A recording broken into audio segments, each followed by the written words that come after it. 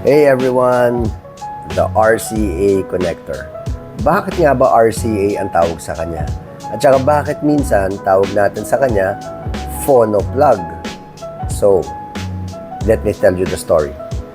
So back in the 1930s or so, a company was formed called Radio Corporation of America, RCA.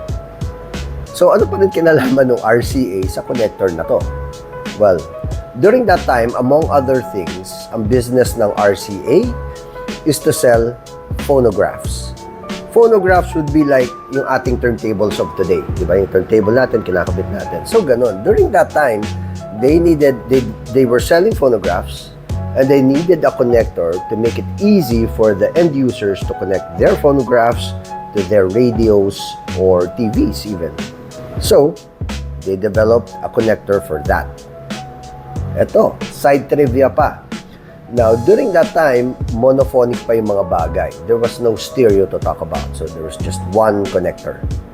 Pero, in the 1950s, na-introduce na yung stereo.